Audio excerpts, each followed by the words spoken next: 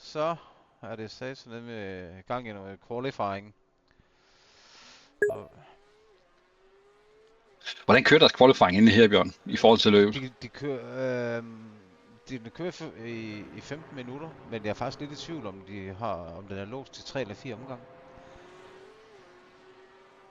Øh, så jeg er faktisk nødt til at være der lidt svar skyldig, for at sige. Ja. For Det kunne være lidt interessant at sige, hvorfor en strategi de bruger til det, om de bare ligger og kører dækkene sådan vildt varme op, og så bare ligger en helt rigtig temperatur, og bare giver den fuld smadre i den sidste omgang. Jeg tror, jamen det ved jeg jo ikke. Det, sidst, altså inden det update her, der var det omgang 2, der var den hurtigste, klart den hurtigste. Tak Mikkel. Max 4 omgange 15 minutter, siger Mikkel. Tak for info, Mikkel. Ja, I know Tak, man. that, men du må hellere komme ind og sludre med os, så du kommer med nogle ordentlige insider-viden. Men tak skal du have, Mikkel.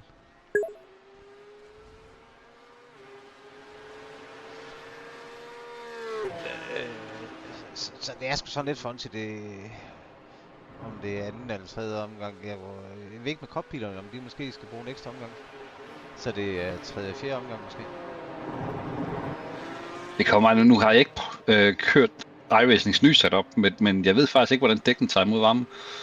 Førend der kunne du trykke bremsen en lille smule ned, og så derved få varme i dækket. Jeg ved ikke, om det er det samme med det her. Efter... Nej. Og af gode grunde. Ja, jeg må være svar skyldig. Dennis, din webcam, den er lige flippet ud en gang. Ja, det ved jeg godt hvorfor. Sorry. Det ordner jeg lige med det samme. Så får jeg lige ordnet noget qualify. Jeg synes, skal vi ikke bare lige sætte ned til den kun viser 6. 5.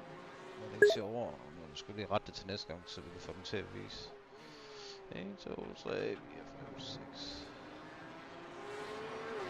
Hallo? Jo, det håber jeg sagde mig. Jeg venter og kigge på din shop, så det er faktisk en ret fedt tøj, du har. Ja. Så skulle der gerne styr på. Og skal hilse fra Bubber. Det er fixed.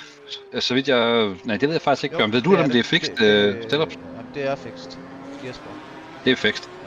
Blobber, det er Jesper. Han er inden for, han er NSR-kører, eller... Han er i hvert fald inde på NSR. Lad os sige det sådan. Altså, det kan du sagtens bilde mig ind.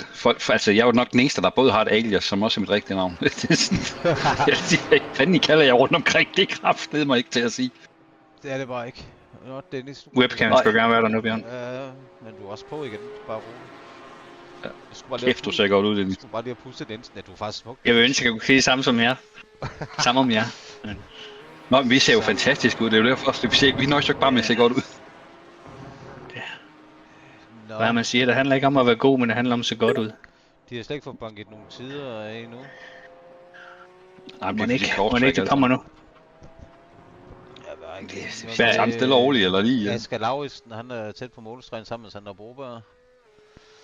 Er vi gået ind i 3. division? Jeg troede, det var 1. division, vi så kigger på. Hvorfor kører de så off-tracks? Det er også et tvivl. Det må nok indrømme. Okay.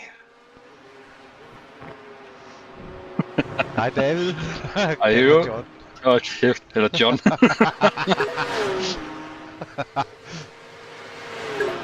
Altså, så tror jeg faktisk, bare Dungeon tror jeg nok passer mest sammen. Jamen, Luke, jeg får at lægge de her streamer-kommentatorer her, hvor de der holdtrøjer, de er blevet af.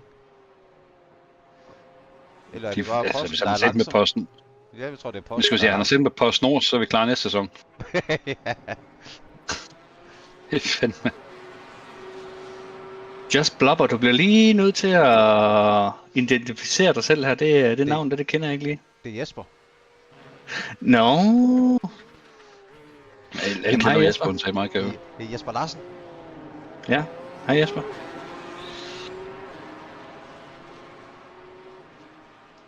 Det er Jesper, der kører simrace på det skæve gulv, jo nu. På det skæve gulv? Han har skævt. Nå, hvad siger tiden? Er der nogen... De ellers gået hurtigere, lidt hurtigere end træning. Men er der også er der nogen, der kender noget til politikken her på streamen her med hensyn til alkohol og så videre? Må man tage en øl? Du må altid tage en øl. Det fungerer bedst. For ellers så vil jeg gerne sige op, hvis man ikke må det. En promille på plus 1, det er okay. Drink and drive, det går vi ind for her. Så længe det er på e-sport.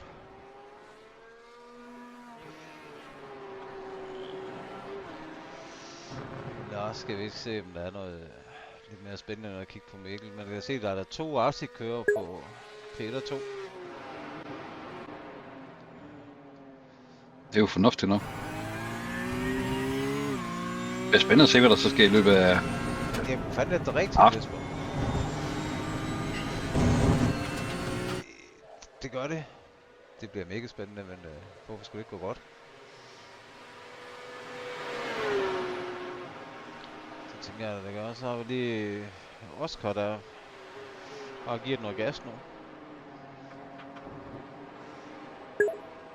Kim Clausen op på en P7 for en offside racing.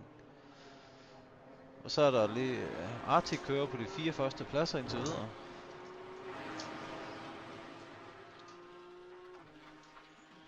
Det er bare spørgsmål, om det går Olga Danksen. Jeg ved sgu aldrig, hvordan løb det kommer til udfordrelse. Nej, men så har jeg leget lidt sammen med dem i går. Altså, der blev fandme med pludselig noget tæt kørsel. Det er man også nødt til. Det er jo et helt andet segment, der kører, ikke også? Altså, de er jo vant til både at fejle og komme rundt i de sving der sammen, uden at der sker noget. Det er jo næsten lidt, der er så vildt at se på nogle gange. Ja, nemlig. Men stadigvæk, det er bare én slipfejl, ikke også? Det har vi jo tit set før også, at det er bare lige en, der skal undgå bremsen lidt for mærkeligt, så er det smask. Så sætter de... Vi har kørt en del i Porsche Cup'en efterhånden, og jeg synes faktisk, at du kan presse den okay, men jeg synes godt nok, at når du kører noget slipstream, så skal du godt nok være opmærksom på dine nedbremsninger, fordi der mangler den altså godt nok noget greb med vejen, når du har lagt det slip. Jeg fik faktisk talt med nogle kører lidt tidligere på andre kanaler og spurgte dem lidt til sådan, nu kender jeg jo ikke den her type bil her ret godt, jeg er normalt GTP-kører, men det her med, at når du får dem kørt i noget tid, og bilen ligesom får brugt noget brændstof, lige præcis Porsche, fordi tanken ligger foran, så skal man være opmærksom på det med brake bar og sådan ting. Ved nogle af jer, sådan, hvor meget kørende gør ud af det, når de ligger og kører, så sætter de bare den statisk, og så kører de bare, eller sidder de ændrer den en lille smule i forhold til, at bilen bliver lettere, og derved får den lavere greb foran. Ja, jeg vil tro, de ændrer på det. Men det er rent skærgæt, men det vil jeg tro. Især her i Division 1. Der, ja. Det gør det. Nu ved jeg, Arctic-kørende, de gør det. De gør det. Og specielt når de ligger og kører i draft af hinanden. Så gør de. Altså, når jeg ligger og kigger lidt når de ligger og pusser det hinanden. Altså, det er jo latterligt så tæt, de ligger og kører. Og side om side. Det er fuldstændig vanvittigt.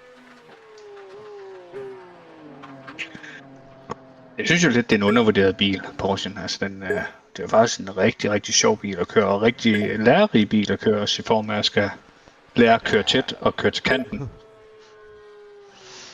Mega. Altså generelt Porsche er en stærk bil. Det er den både i GT3, men også i Cup'en. Ja, men altså, jeg ikke, tænker sådan mere køreteknisk.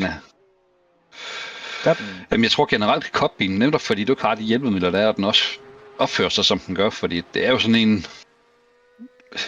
lidt en hybridbil på den måde, ikke også? Fordi det er ikke en rigtig GT3, det er ikke en rigtig GT'er.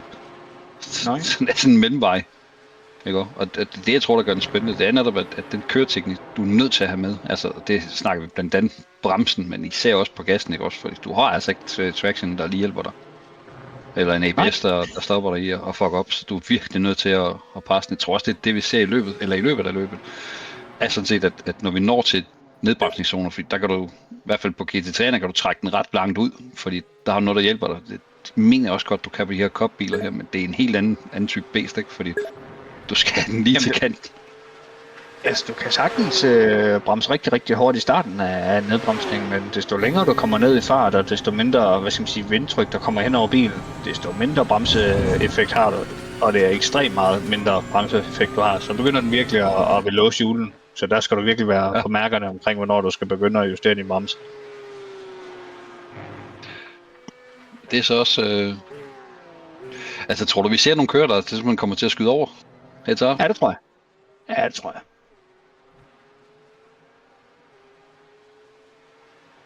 Det er lidt interessant. Nu ved jeg selvfølgelig ikke hvor meget, de har trænet, men det skulle ikke undre mig, at vi ser nogen, der overbremser. Og det forventer jeg lidt, at vi ser i hvert fald. Det skal nok være lige det første. Lige i starten. Lige indtil Ja, lige til næverne får lagt sig lidt, ikke? Ja, og jeg tænker, det er tit og ofte lige her det første. Ikke? Og så må man bare sige, at race control VSR, de er så gode. Du er svær at høre, Bjørn, siger de. Ja, så der lytter, at du... Han siger så ikke ret meget fornuftigt heller, så... Det kan være, at jeg skruer for meget ned for mikrofonen. Måske det var bedre. Det må vi spørge streamen om. Det er ikke... Okay, jeg tror det der var hoppet over for mit kamera, det er nemlig før gjort. Men streamen kører rigtig godt, synes jeg. Det har hjulpet at sætte det ned. Ja, men det fik jeg lige fikset det på med det Discord-skærmdeling der.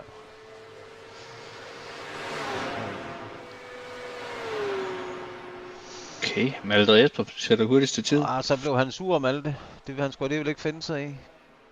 Men der var jo lige 2 akademikører, ikke, for Arctic Sim Sport. Der lå 1 og 2. De ligger så 2 og 3 nu. Og så har vi Mikkel på den 4. plads med Musikår som P4. Og de er ikke langt fra, hva'? De 5 første pladser, det er Arctic-kører. Men det er jo også det, de har skrevet jo. Ikke? De har pralet med. Altså, de sætter jo bare en let forløbet, ikke? Altså, hvis det er mindre nu, så bliver vi skuffet.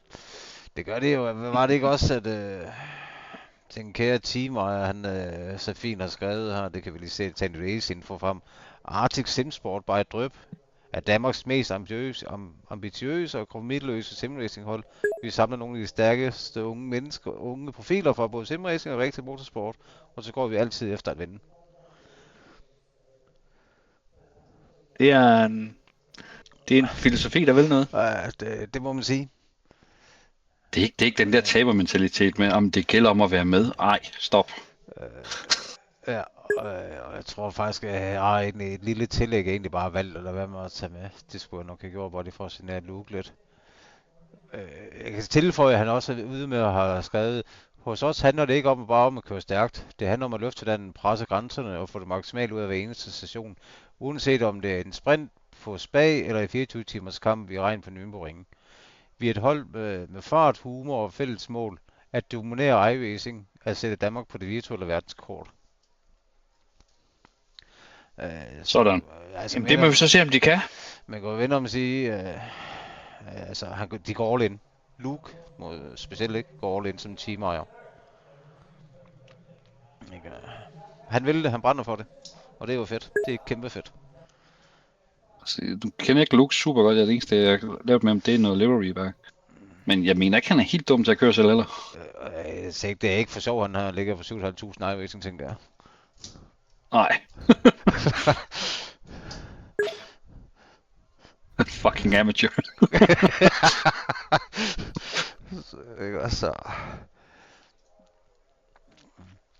Så er der sgu stillestand blandt folk nu, kan jeg se. Der er ikke rigtig nogen, der gider at ligge og lege med. Hvis de har kørt de omgange, skal det. Okay. Så... Men vi kan da prøve at se, om vi kan få smidt nogle practice-resultater frem. Bare sådan lidt for sjov. Så det er sgu ikke meget, der skiller de første par stykker i hvert fald. Det er for practice, det her. Jo, men det er stadigvæk tæt, Bjørn. Det er practice eller ej, det er stadigvæk tæt. Det er det bare. Der er ikke, der er et sekund mellem de 10 første pladser. Men det er felt, ikke? Så burde det være tæt. De burde jo være endnu tættere. Jeg prøver at forestille mig, at kvalden den er endnu tættere. Jeg læser lige Lukes besked i chatten. Den er meget sjov. Det er ham og hans professionelle broadcast. Ja. Han er helt farvet. Det er vist nok lidt. Altså, det er det, jeg siger, han har fået. Jeg var mere til den der, med han blev brun. Den der synes jeg var meget sjov. Satan. Ja, det må da være, hvis han skal være dernede i 3 uger, mand. Ja. godt hele feltet er mødt forberedt op. Det er mega fedt at se. Ja. Så er der kommet nogle qualified results til os. Det er det, vi vil se. Nice. Det er det, vi vil se. Okay, det er faktisk lidt mere spredt, end det var i practicen. Det er vildt nok, ikke? Men det kan jo være en dårlig omgang, hvis de har haft lidt Og der flere er så- omgange i hvad var practicen til ligesom at... De var omkring, 22-23 kører, mener det er på i Division 1 her. Og der er 16, der er stillet til start.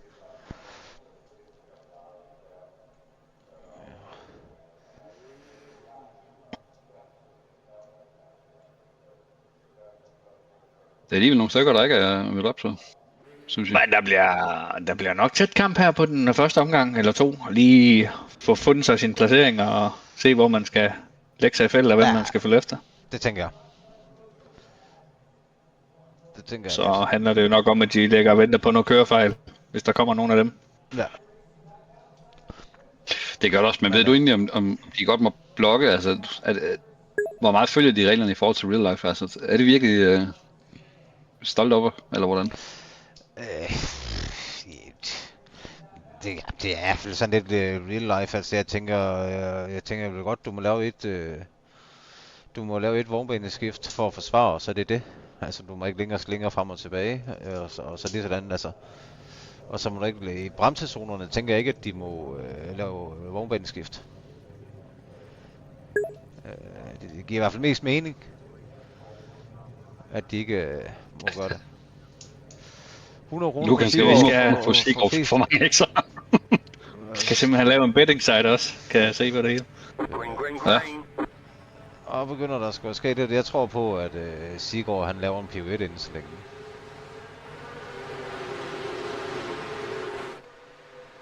Vi får se, hvad der sker nu her. De racer op mod sving 1.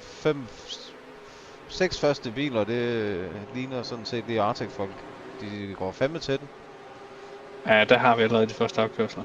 Ja. Ja, men ikke noget sådan voldsomt registreret afkørsler. Jeg tror, det var fornuftigt nok at købe det, i hvert fald det lignede. Det kunne gå, hvis det skulle presses ind på bænken, så...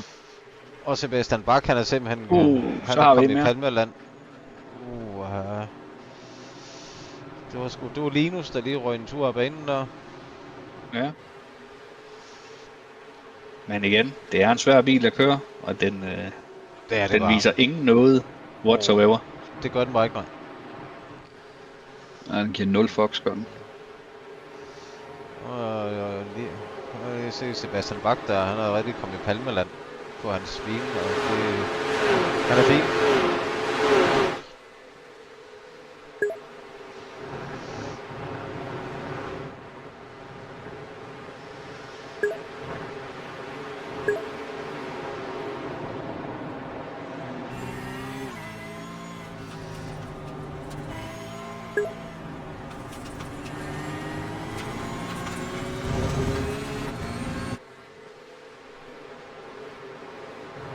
Og hvad med Mikkel, kan han må hænge på Malte?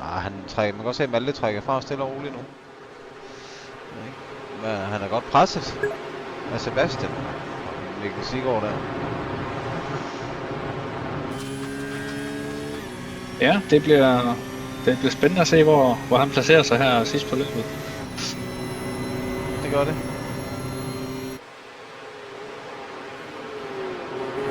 Om vi skal have en knap så professionel kører op og lægge foran en professionel kører. Det kunne faktisk være lidt sjovt. Det kunne det faktisk. Han presser godt på, Sebastian. Det må man skulle sige. Man kan så også sige, at han er også lidt mere sulten rent motivationsmæssigt, netop fordi det er rigtig, altså i forhold til prokørende.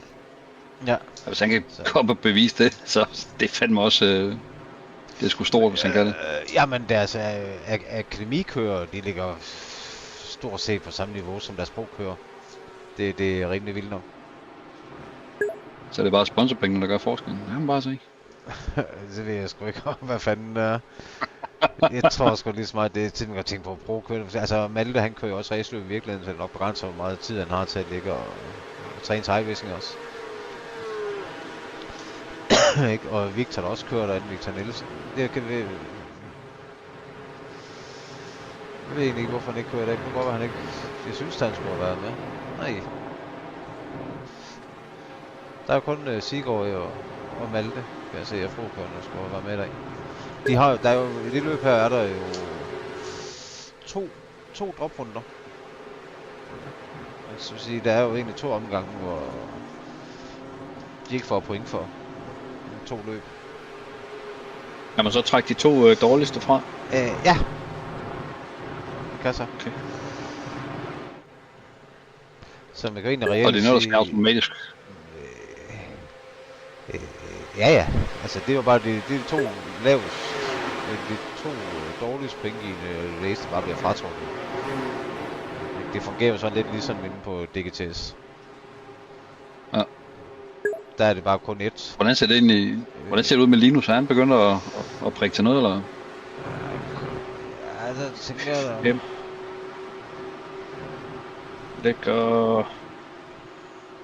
3,5 sekunder efter den Han har hentet en enkelt placering efter, når jeg kører der, ikke, kan jeg se. Så... Men 2,5. Sekund op til Sander. Er det enkelt sekund deroppe, ikke? Ham der, Sander Broberg, der, han vil altså også gerne fremme af feltet, kan jeg lige sige. Ja, han kører stærkt sammen. Han kører godt. Ja, det gør han altså. Jeg kørte der var til 24 timers race nede i Vejle sidste år. Der sad jeg faktisk lige ved siden af ham. Jeg skal love dig for, at han jagte. Altså, han virkelig jagte. Havde han nu haft noget bedre at køre med på sit team, så havde jeg 100% sikker på, at de har vundet. Er der galt, han kører stærkt. Jamen, de kommer i år, Dennis, så du får en chance igen. Jamen, jeg skal ikke med. Jeg skal arbejde. Nej, det er godt, det er lidt træls. Og jeg ved, hvad hedder han, Linus kommer også derned. Og han kommer også derned? Jamen, Arctic har 1 hold tilmeldt, ved jeg. Jeg ved faktisk ikke, om det er, men jeg synes, at de vist var 7 mand, der kom derned.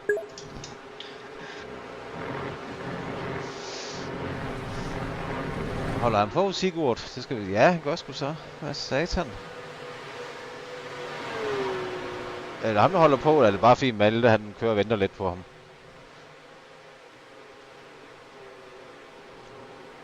Det er jo så lidt det. Det bliver lidt spændende at se, ikke? Fordi nu...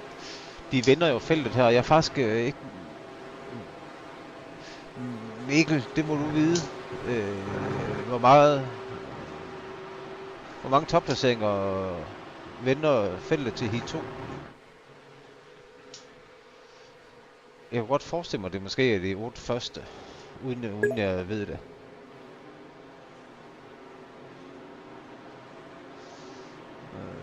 Okay, Luke. Men er I så ikke 7 nu, eller hvordan?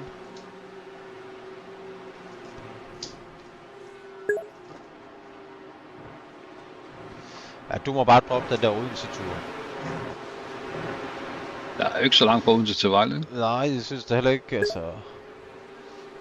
top 10, tak skal du have, Mikkel. Det er 40 minutter. Er det virkelig så meget? Ja, jeg har faktisk lige været der. Jeg kører det på arbejde. Det er sgu da langsomt. Så kan man godt se, sådan som placeringen er lige nu, ikke? Så er det egentlig sådan set Kim Clausen, der kommer til at lægge P1, hvis det er sådan, at til Heat 2, det er top 10, de vinder.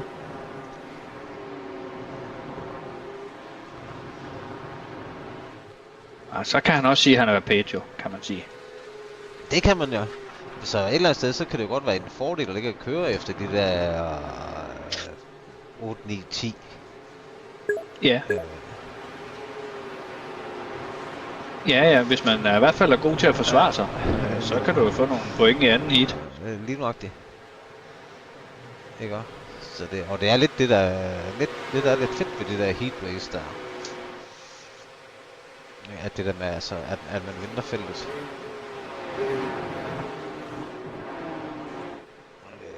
Og så er det meget mere...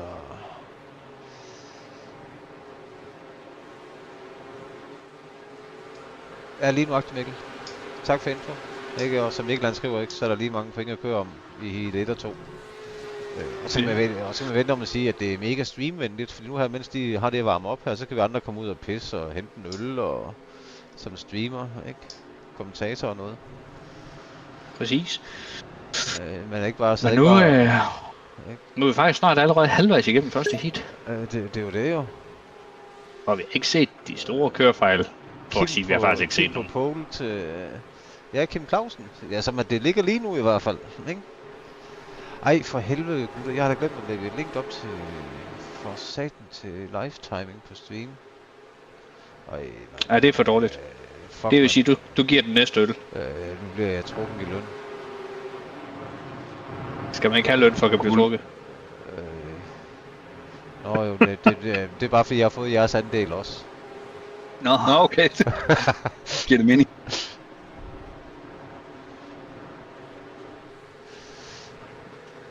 Ej, jeg kan ikke lægge det...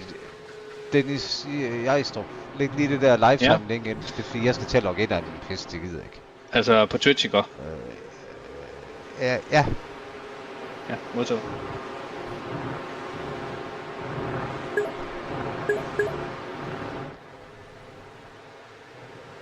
Så har jeg fået... Hvor var en warning, du? ja. Jamen, så er det lige 2 sekunder, jeg får lige Luke til at gøre det. Den fucking bot der, mand.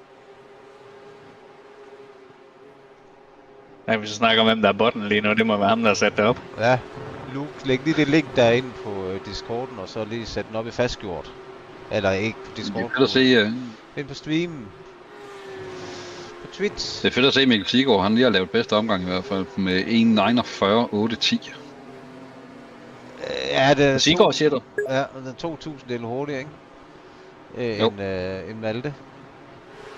Det er korrekt. Nu har jeg lige siddet og fulgt lidt ham der, hvad hedder han, Mathias Mortensen, der ligger P6 der, ikke? Han har kørt i går til practice, der kørte han eddermame stærkt, mand.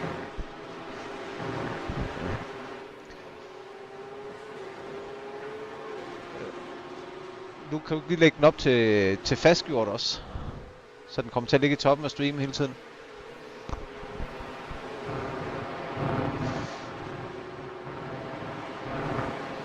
Så skal jeg til at logge ind, og så må du fandme lige gå med til moderater her ind i delen.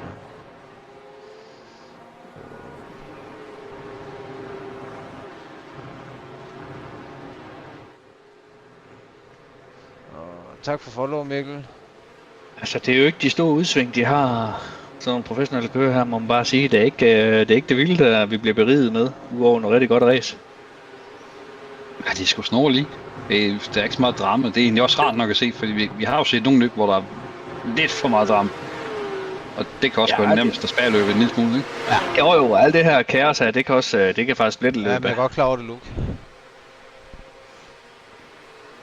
Jeg er ikke sikkert, du kan på telefonen, mand. Og så er Porsche jo også bare en rar bil at se på. I skulle gjort det godt. Ellers så må du lige gøre det. Der er jeg lidt på den anden banehalvdel. Altså, jeg er bare Ferrari, mand. Det bliver jeg altid ved med at være. Men jeg får aldrig råd til en. Altså, der kan man sige, der er en Porsche lidt mere reachable. Altså, den kan vi alle sammen komme til at eje. Det kommer an på, hvorfor en Ferrari du snupper jo. Det er stadigvæk ikke. Eller Luke. Skulle spørge bare tekniker.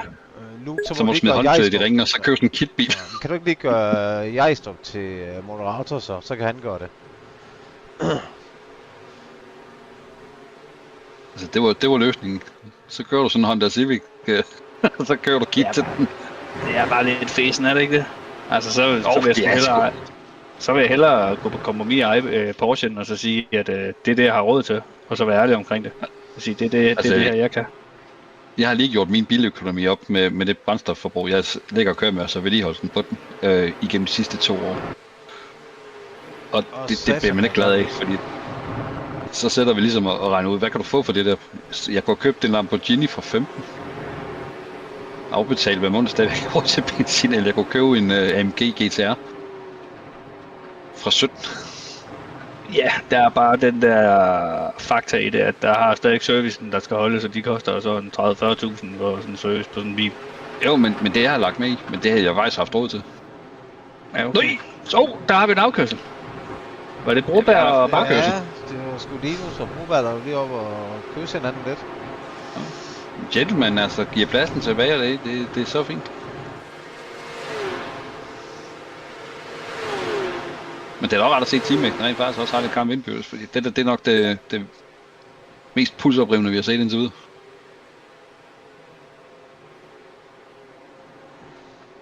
Okay, Luke. Der havde vi en afkørsel mere. Jamen, så er det fint, Det må så være Linus igen. Det tager vi lige, når du kommer hjem, Luke. Det er oppe i rød med det nu.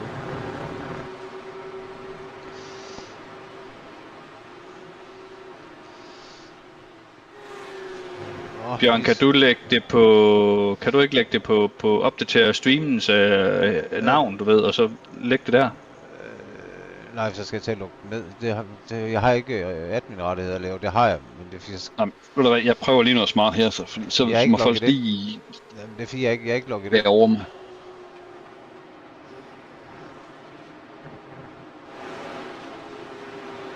Hvad så, hvis man gør sådan her? Jamen, jeg kan ikke forstå, hvorfor man skriver, jeg og så skriver... Hvad så, hvis man skriver sådan... Du kan godt droppe de link der, for det får du ikke lov til. Det er ikke så meget det. Du kan måske... Man kan lige snyde den, kan man ikke det? Nej, jo, det er det, nu kan fikse lidt eller andet. Det er jo lige meget, du har lagt bare lige... Så skal de bare lige slette de her bindestreger her, vel den så? Se, og Linus, han er gevaldig koncentreret, kan man sige. Og så hvis vi lige skriver... Han er selvfølgelig også på jagt. Der hvor der er bindestreg, skal der være punktum. Der er noget, der skal indhentes i hvert fald, ikke? Jeg ved ikke, om det var en fejl, han lavede op i Sving 1. Det igen. Ja, det var det, en bremsefejl.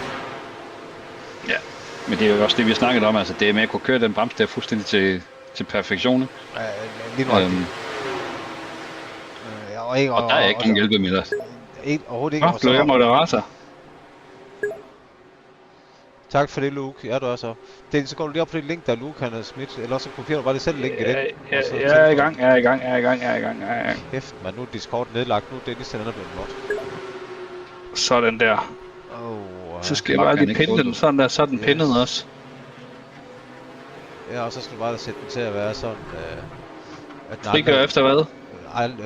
Bare manuelt. Bare 60 minutter, ikke? Nej, ja, manuelt. Jo, manuelt. Ja, det kan jeg også gøre. Fordi så den slæder sig selv, når den lukker ned. Sådan. Tak, Luke. Du kan alligevel nogle ting med drinks i hånden for Spanieren. Sådan der. Det er fordi han er pisse så er der i hvert fald link til live-timing, så er det bare ind og følge med. Det der er galt. Hvis jeg skulle være i Spanien, så er jeg fandme glemt, men det var en stor druktur, det kan jeg godt fortælle dig. Jeg synes, der er kun Nikolaj Pedersen, han har slet ikke stillet til start, Nikolaj. Hvad der sker med ham? Det ved jeg ikke. Han har slet ikke kørt den eneste omgang. Han kunne tage kval, lader jeg mærke til. Og Martin Buch Bertelsen har lige kørt forbi. Nå. Hvad med Kim Clausen, han ligger stadigvæk på en 10. plads, tror jeg. Han er altså også bare bundsolid, Kim Clausen. Han ligger i et hul der, så den får han jo, når løbet er slut. Hvis han holder det, der er 3 minutter tilbage. 3,5 minutter. Nej, han er svær at røre ved. Altså han er... når han har sin placering, det er typisk der Kim han bliver. Altså han har bare sit niveau, og det har han svært ved at afvige fra det niveau der. Det er flot, at han kan være så stabil. Han kører bare pisse kontinuerligt, når han først kommer i gang. Ja. Så det er også se, han har 8 sekunder ned til ham bag ham, ikke? Og han er faktisk tæt på Niklas Lund, som er en Arctic-kører. 4 sekunder. Ja, og det er Niklas, han Arctic-kører. For deres akademi. Det er sgu pænt. Ja, det bliver sjovt at se her i Heat 2, hvad resultatet bliver der. Når det bliver vendt rundt på den måde, der skal kæmpes lidt mere om placeringerne. Det skal der godt nok. Det er også det, der gør det til et fedt race, ikke også? Fordi Heat 1 er jo altid den der, okay, det er sådan, at det ligger, ikke? Når du så får det flippet, så har du, som du selv siger, et helt andet type løb. Det er nok. Ja, for der kommer jo noget med nogle... det er måske ikke pænt ord at bruge, men... nogle knap så garvede gutter, som dem, der måske lægger på et nu. Altså, selvfølgelig de dygtige, dem der kører, men der er bare stadig ikke forskel, og det må man bare erkende, at niveauforskellen er der altså stadigvæk. Jo, og det er jo klart, fordi hvis det er også den tid, man lægger i det, ikke? Nogle har mere tid end andre til at kunne lægge sig. Nogle er jo også fuldtidskører, ikke også? Og så er der også andre, der også skal arbejde ved siden af. Det er jo, så vil der være niveauforskel. Det er der ingen tvivl om. Altså, jeg har forsøgt at få min transporter til at køre ligesom Porsche, men det kan den bare ikke. Altså, det... Men der synes jeg jo, Dennis, det er jo sjovt, efter jeg kørte simrace, så kan min bil lige pludselig også køre 180 ud på vejen. Der er altså... Tak for det, Luke. Jeg kan bare ikke logge ind med min egen konto. Det skal også ligegyldigt nu. Nu streamer vi, Bjørn. Ja, for satan, mand. Det er ikke alle de der problemer. Du er så nej-hat-type. Ja. Eller slet ingen hat-type, faktisk. Du hørte det da. Jamen, han ligger der bare og hygger sig bag Malte, åbenbart. Jeg tror da bare, de har lavet en lille fin aftale, ikke? Men hvad har de været? 4 sekunder ned til Sebastian. Altså, de er jo bare stukket af, de to der, ikke? Man kan jo tydeligt se, at for de sidste 3-4 omgange, der er de jo bare kørt stille og roligt. Man er egentlig få en personalsag på nakken, når man er teamejer. Jeg tænker bare sådan, Luke kalder ham for Sigurd, den hedder Sigurd, men altså det kan da godt være, de har noget. Ja, det ved jeg ikke, det kan godt være, de har noget internt der, at det er helt okay. Hvad skal vi have de sidste 5 omgange? Er det ikke det, vi lige skal have en lap count på? Hvad ikke det, Fonsi? Lad os lige få det og se, hvordan det egentlig ser ud med dem. Ikke godt. Så kan man jo også se, altså... Stigård henter ind stille og roligt, ikke? Sætter lidt til, sådan lidt hele tiden.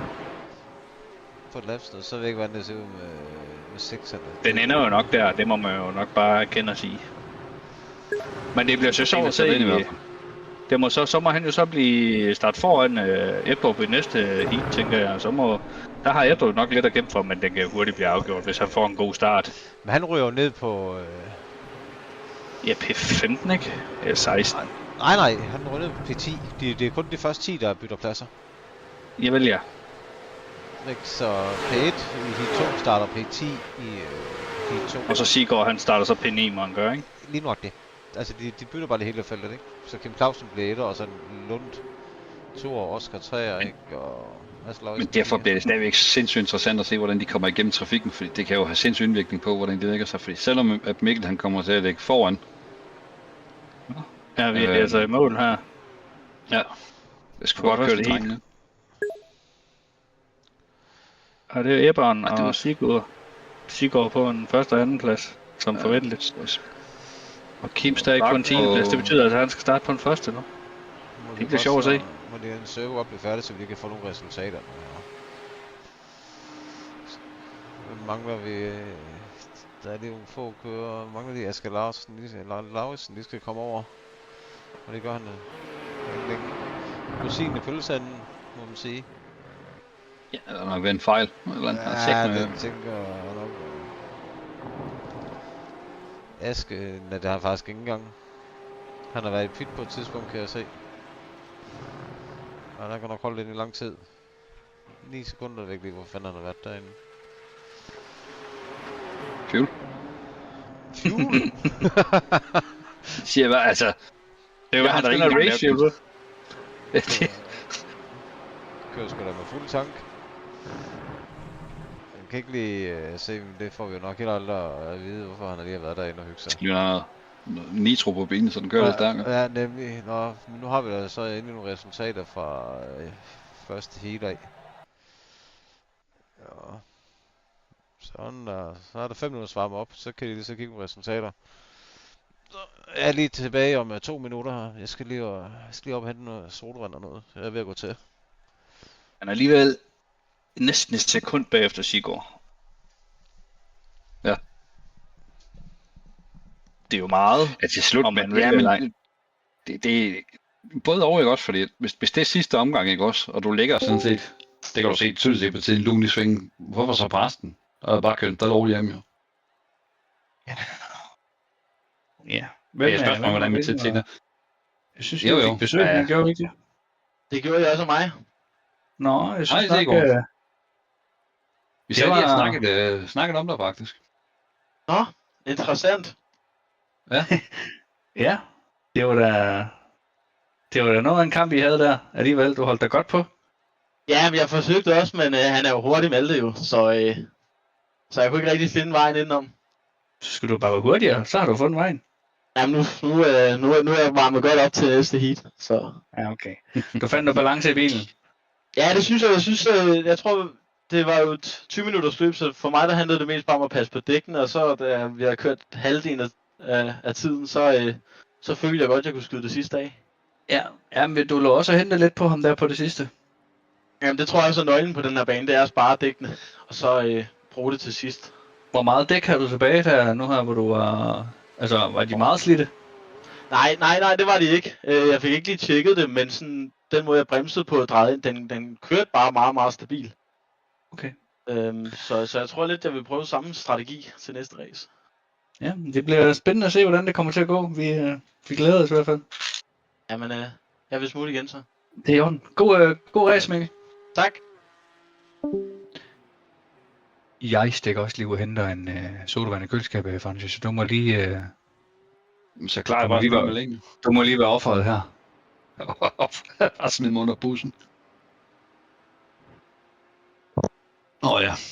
Men hvad fanden skal vi snakke om, hvis de der to? De skal ikke ud af en sodavand, de skal ud og skifte blæ, eller så skal de på toilet, fordi de er så gamle.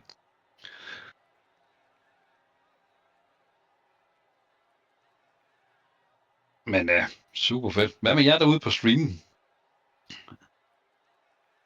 22 kigger med.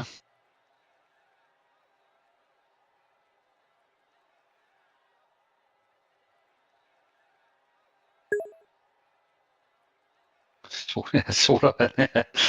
Gå så bare vand, ikke? Fra kanalen. Så er det sgu da bajer i hvert fald. Ej, det var sgu okay fedt løb at se drengene der. Lidt ærgerligt med de der små fejl fra Linus, men ellers kørte det sgu da meget fint. Og streamer har kørt fint for jer derude. Der har ikke været noget hakkeri eller noget som helst. Håber jeg. Vi havde lidt problemer med det i starten nemlig.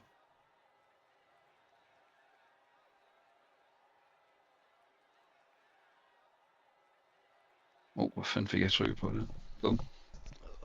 Er jeg frygtelig tilbage? Ja. Nå, men skete der noget spændende crash? Det gjorde der ikke. Ikke det, der ligner. De er jo gode kører, kan man sige. Så... Det kan man nok ikke rigtig tage fra dem. Jo. Men vi kan da hoppe ud og kigge, at de tuller lidt rundt på noget warm-up. Ja, det synes jeg. Altså, jeg synes også, man kan sige meget, men når du har så clean løb generelt, så det kan også godt blive sådan lidt mere kedeligt, ikke? På den ene eller på den anden måde. Jeg tror ikke, om det bliver kedeligt. Der var lidt ekko. Det synes jeg, det er godt. Har han været herinde, eller hvad? Ja, han var lige kort ind og sige bøh. Ej, jeg synes godt, man kan sige, at det bliver kedeligt lidt, fordi at vi vil jo gerne se, altså ikke at folk skal køre galt, men vi vil jo gerne se nogle overhældninger, vi vil gerne se noget fighter. Det var der jo ikke lige frem meget af her. Altså, du ved, bare snor. Så. Er det endnu svært at lege med koblingen? Ja. Der var nogen, der kørte af i starten. Ja. Jamen det var...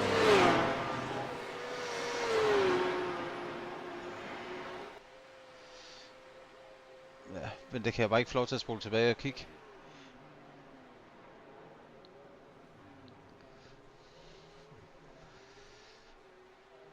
Det var egentlig... Hvorfor jeg lige skulle se, om jeg ikke kunne lave den smart fik faktorier, så jeg kunne se det i ventloggen. Der er en Linus, der har det varmt.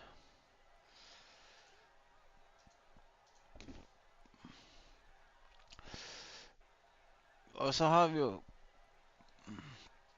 Skal vi lige se, om vi kan få lov til at se en startgrid her.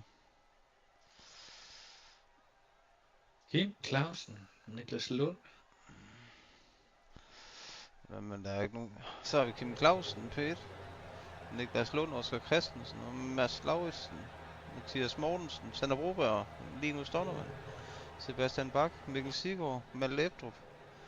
Og så ellers bare Markus Jasiak, Martin Bertelsen og Ole Ø. Og Mikkel Søndergaard, ham kender vi også jo. Asger Lauritsen og Nikolaj, han kører selvfølgelig ikke. Altså Mikkel Søndergaard, er det Mikkel fra Sim Performance? Yes, det er så. Jeg vil ja. Kører ned bag sådan en rød og hvid bil. Mhm. Nå, vi skal have fokus på banditterne. Vi skal næsten lige se, hvordan det kommer til at gå med vores egen fellow mate her. Lige se, om han får en Ja, vi må godt lave fornuftig start. vi må godt lave noget reklame for Northside Racing.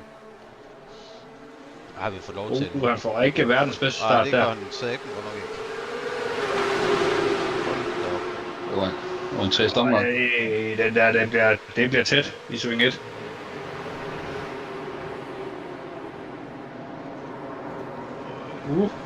Oj! Nu er det lige Niklas, der lige fik en lille tryk der. Og hvem kører af? Er det, det er Niklas Lund, siger du? Ja. Det er Lund.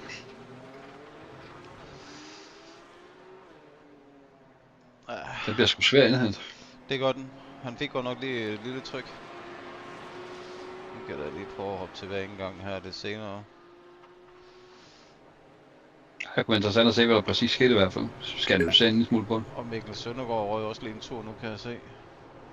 Ross, Kim jeg prøver lige at klikke op om en gang. Ryger det bare hen ad en kant. Hold.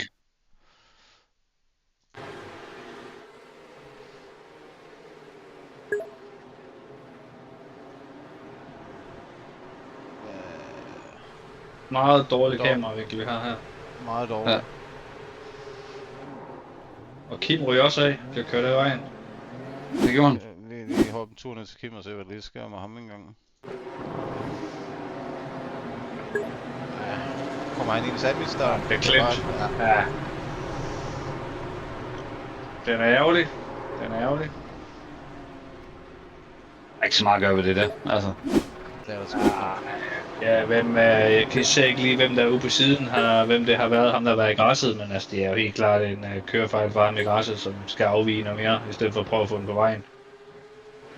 det er svært, fordi når du kommer med fuld tryk på at køre derud, og du har ikke 100% kontrol på den bil, og hvad den præcis gør. Der skal du også som kører forvente, når du er på banen, at okay, der er et tegn, der ligger derude. Det er så også svært, når du bliver presset både fra venstre side, og så lige pludselig bliver presset fra højre. Men der er fandme god race deroppe nu, blandt toppen der. Ja. Linus på P1, ikke? Oscar P2. Tæt kamp på dem, så er der en, der tager en genvej der. De kører noget tættere den her gang her, Ja, det... i to. Der bliver sgu bokse lidt.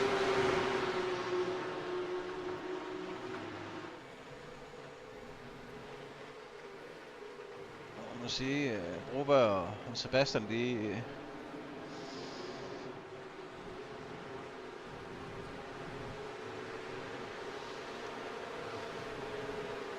Kan vi gøre noget ved de kameravinkler her? Jeg synes, de er noget forsinket på en eller anden måde. Noget forsinket.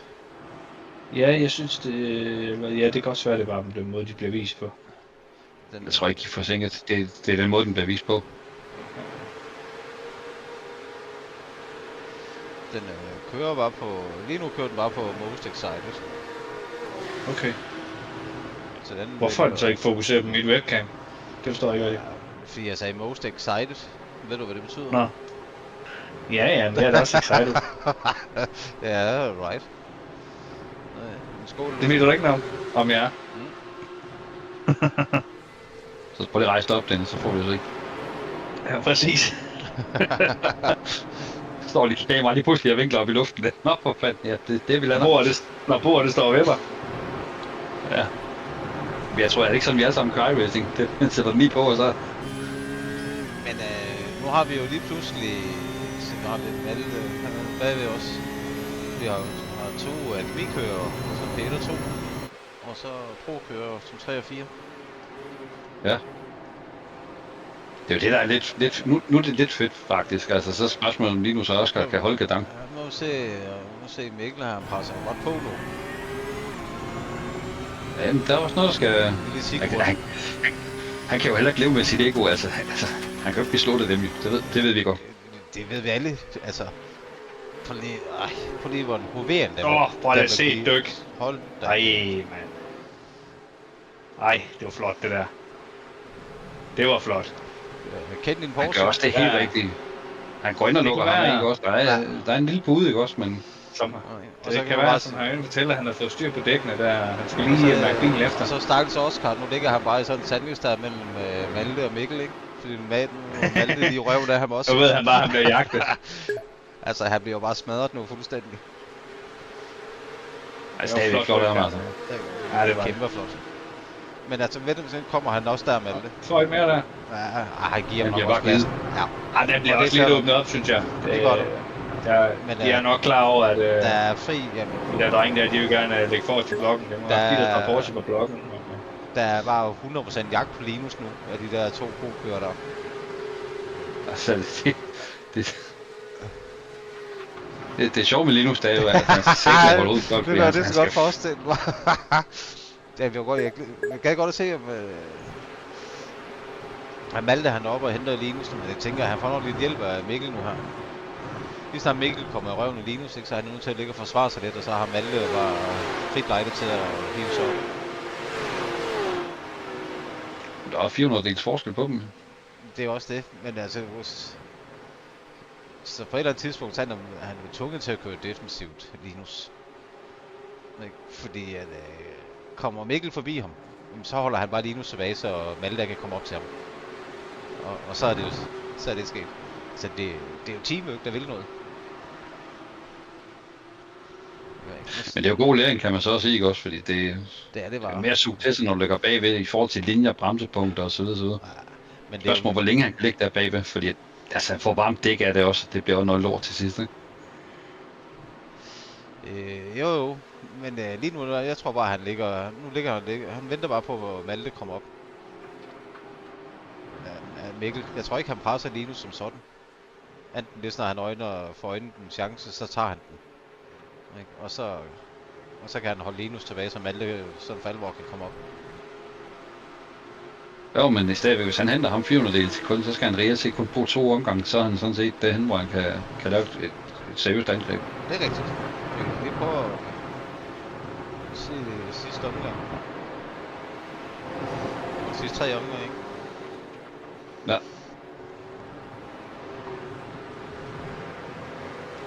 Og de er jo tæt allerede nu, hva'? de er jo allerede kommet op til ham, jo. Ja, men det er jo det. Altså, jeg er ked af, nu tager jeg altså det forbudte cam. Det bliver jo næsten nødt til. Ja. Det er det klamme cam, I know. Hver eneste gang jeg ser nogen skal det, så forestiller mig, at man smider sådan en pæl bagpå, så sætter du den marker med kamera om bag bilen. Ja, du får en topper cam. Tak. Den, Det er bedre. Mere acceptabelt. den flytter sig sgu da mindst lidt. Så er vi på stream, jeg skal lige... Okay. Det er den nye Wii, det. Det bliver sådan der. Det kan vi lave anderledes til næste gang.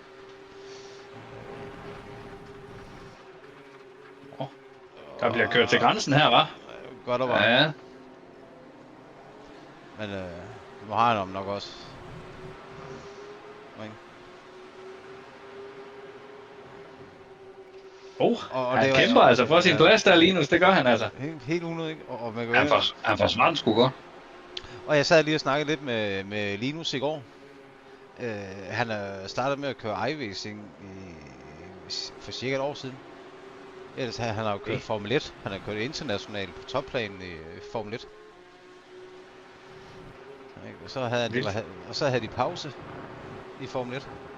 Og så begyndte han på iRacing. Og så har han siddet fast i iRacing, for så begyndte han at køre ind med Arctic. Og så har han bare siddet fast i iRacing. Der havde sgu lige en Jeg twist tror- dernede med Malte og Sigurd. Jeg Sigurd? Ja, det var en kørefejl. Jeg tror, Ja. han lige lavede en bremsefejl af Sigurd. Og han var i krasset lige før. Ja. Så jeg tror, han har fået en dårlig indgang eller noget. Og den koster bare. Så vil jeg gerne tilbage til normal cam. Jeg får det simpelthen dårligt at kigge på det der. Jamen, jeg har også fået den i maven. Fordi det går så der. Der bliver simpelthen bare kørt til grænsen. Prøv at se 4, 5 og 6. Ikke? Med Sander og Sebastian Bach, ikke? Hvordan de ligger og jagter hinanden. Det er ligesom 2 grupper, der er 3 fra Arctic-holdene. Men det er jo fedt at se, at der faktisk kommer noget kamp imellem dem også. Mega fedt, og Så lige der ved, at det var Broberg og Lige ved at være god. Bak og Oscar, eller hvad har vi haft der? Det var da en sindssyg kombo. Men altså, jeg har fulgt dem nogle gange, når de har trænet. Det er jo vanvittigt. Sådan der kører de også, når de træner. Det er jo sindssygt.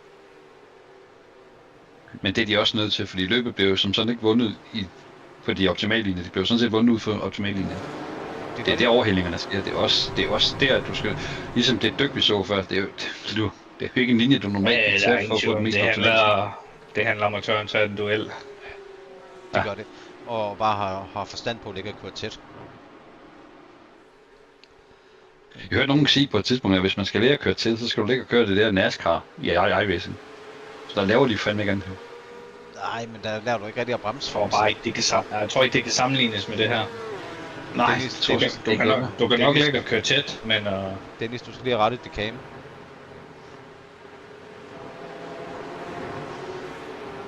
Bedre. Nå, det er ikke lidt større.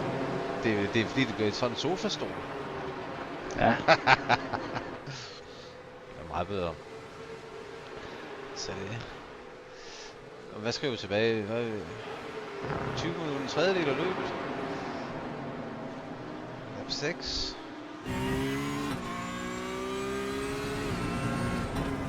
Ja, og så er det jo... Vi begynder at få det her berømte stillstand, ikke? Om det skal så holdes 19 minutter jo.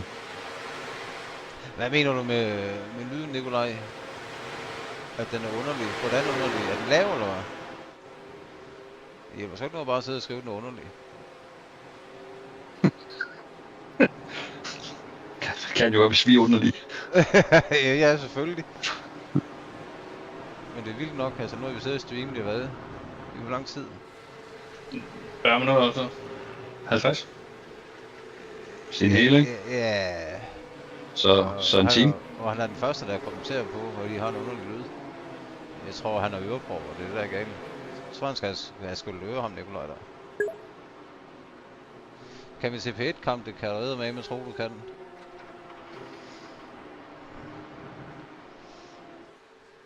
Der bliver altså godt en kæmpe mellem Malte og Mikkel, hva'? Det gør der bare.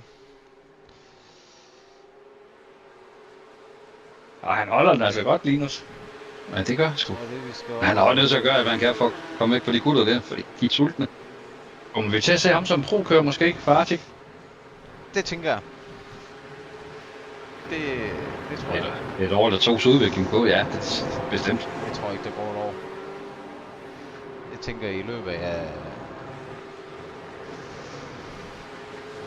Nu er der ikke nogen, der ved, hvad ESR de har i ærmet, enten at det er jo officielt meldt ud, at de afholder et eller andet DM til foråret.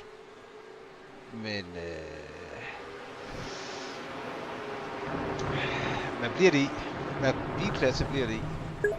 Altså, de er jo berømt, de er berømt for at holde altså DM i Formel 4.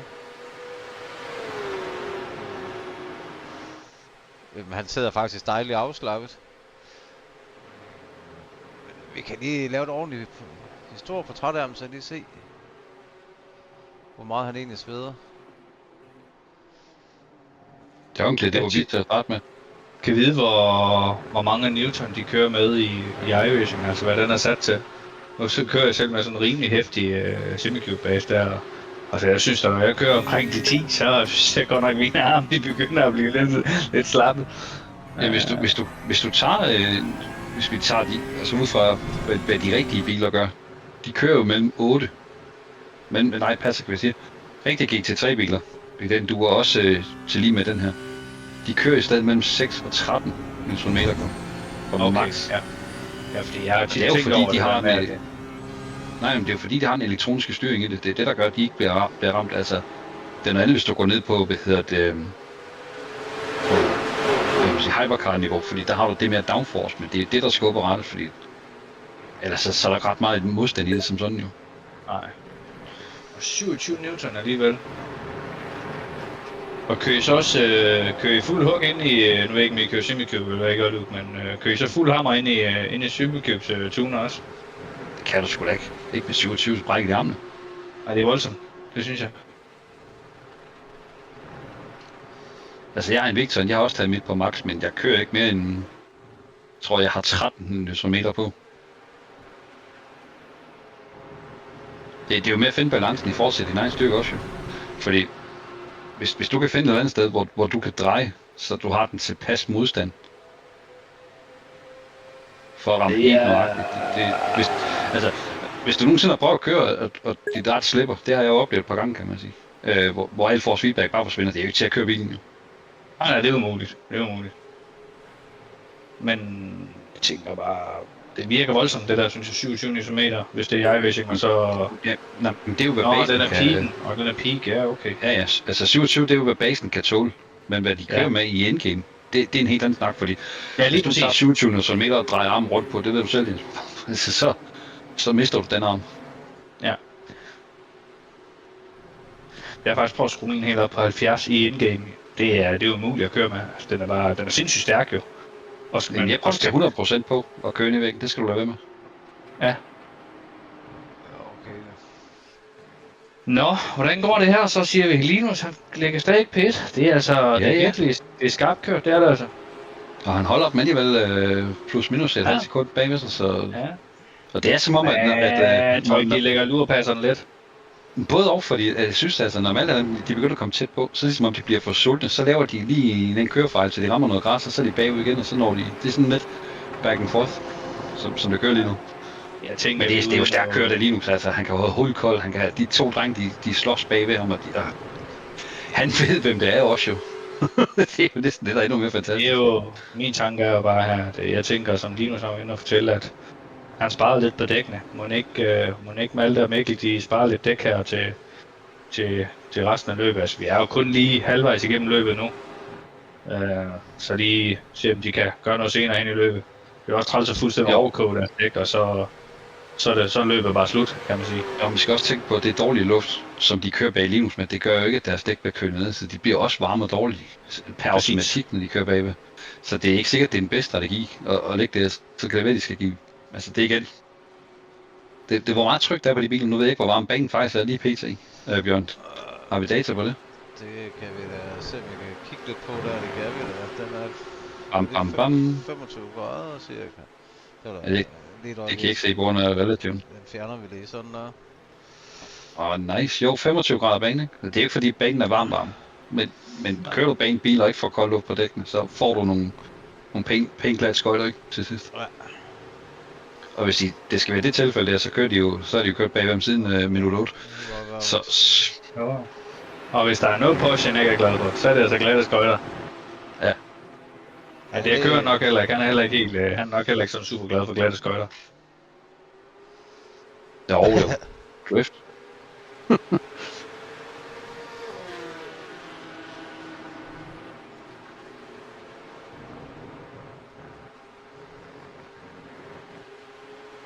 Hvad siger du til lyden, Luke? Er den helt forfærdelig, eller er det bare Appleby, der har dårlige høretelefoner? Ja, han er skidt i ørerne. Nej, der er et eller andet med vores, vi lyder meget robot. Gør vi det? Ja. Okay. Det er som om, der er ekko på os 2 gange eller noget. Jeg ved ikke, Bjørn, har du lyd fra Discorden eller noget, der street? Hvad så nu? Jamen det ved jeg ikke, det er jo nogen, der skal... Nej, men... Prøv at vente lidt, jeg skal lige... Ja, men nu har jeg tror, jeg tror, den er lyden til mit headset også. Streamen.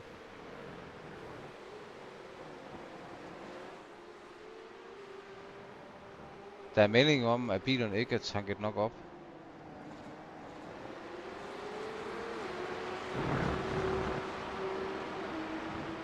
Ja, okay, Luke. Ja, men jeg har lige slået...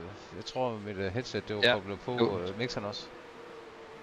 Det er væk nu i hvert fald, så vi har kørt lyd 2 gange. Ja. Jeg kommer til at se, at mit headset, det har kørt sammen inden for mixeren også på streamen. Men det var de der professionelle kommentatorer der, kunne jeg godt fornemme. Ja, de skal have hjælp. Så professionelle er de. Lukas lægger bare ned med hovedet ned i truden der. Hvad har jeg gjort? Han har fuldstændig blodrøde hænder, og knoerne er flået fra hinanden. Han var vej med det første fly, det kan jeg godt fortælle. Ja. Sparker døren ind. Og Dennis han sidder bare og snakker med Maja hen ad en kant. Han ligger en kærlighedserklæring til hende. Jeg tror, han spørger, om de skal giftes. Det er godt, det der er galt. Vi kan ikke høre dig, Dennis. Vi ser bare dig mime. Kan I ikke det? Det kan vi nu. I snakker. Det er dig, du sidder bare mute for dig selv i din hat nede, mand.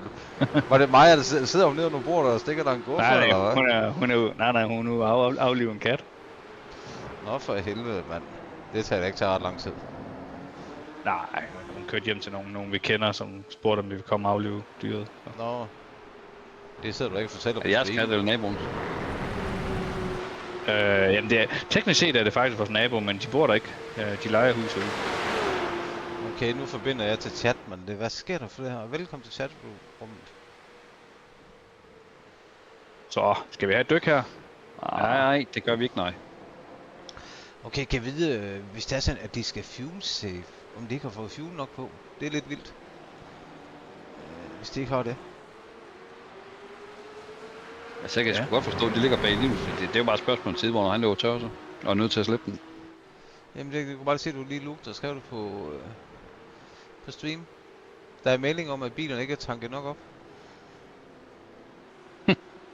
Ja. Det må jo næsten være sådan. ens for alle, Kommer det der. forbi. Kom han der? Nej. Ja. Jo. Eller tog han den igen, eller hvad?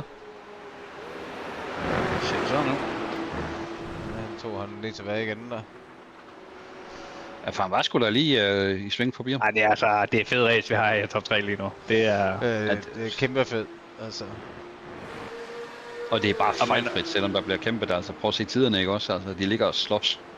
Men sikkert en skuffelse det vil være, hvis man en af dem får kørt af. Altså for dem selv, og hvor ærgerligt det vil være at have haft så godt et race, så man får lavet en kørefejl. Enten når den ene eller den anden Ikke klart. kører, så...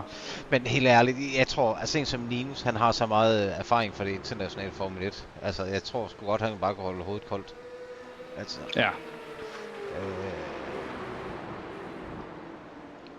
okay, tak. Altså, vi har jo hørt nogen... Ja, vi har jo hørt nogen køre...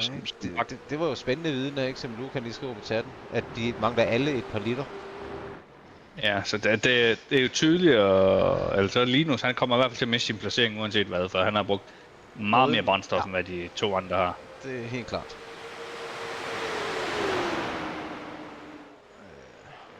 Så skal han da i hvert fald slå hul, der er større end banens længde, tror jeg. Nej, det skal han ikke, men... Jamen, har de ikke kørt med fuld tank? Det har de måske ikke. Nej, men de har nok kun kørt for 20 minutter på fuld tank. Nej, kan det passe? Jo. Nej, det kan det ikke. Nej, 2 liter, det er ikke nok til nej, det. men jeg tror, de er limit til 50% garanteret. Så 50% syge måske. Det har jeg desværre ikke fulgt op på i deres regler. Det har du lige adgang Jeg til. er spændende at se, hvordan de takler det i hvert fald. De skal jo ind og have en lille pitstop, jo. Men top 3 er godt nok stukket af, var. Altså 6,5 sekunder foran. Ja, det er Det- fuldstændig af. De sidder fandme og knapper bajeren op ude i omklædningsrummet, inden de andre har kørt over målstregen. Og nu kan jeg da se, at Mathias Mortensen, og han er sgu da kommet forbi, og Oscar Christensen nu. Han kørte faktisk rimelig godt under plexi sammen med Mathias Mortensen, der så jeg kiggede lidt på i går. Men Mikkel Søndergaard i pit, har vi set det? Ja. Og Nikolaj er udgået. Han har Ja, slet det har han været længe, ikke? Han har slet ikke været med.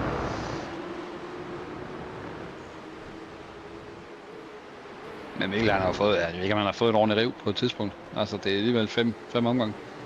Jamen, det var nok... det var nok for det, der skete der i starten. Det gør det desværre, Luke.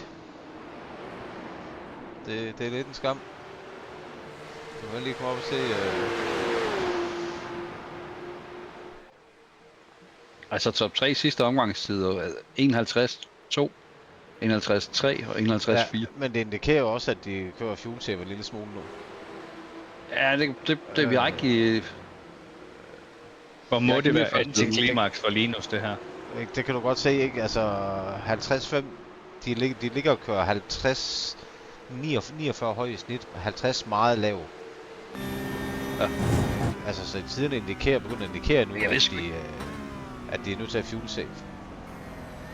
Men Tænk så, hvis ikke om de... der er 5 minutter tilbage i løbet. Med et halvt sekund, Tænk så, at til han det er kørt så meget. stærkt, og så vide, at man mister sin placering. Men det er ikke sikkert, han gør det, for det kommer sgu an på, hvornår han har løftet de rigtige steder. Altså, Det er jo det.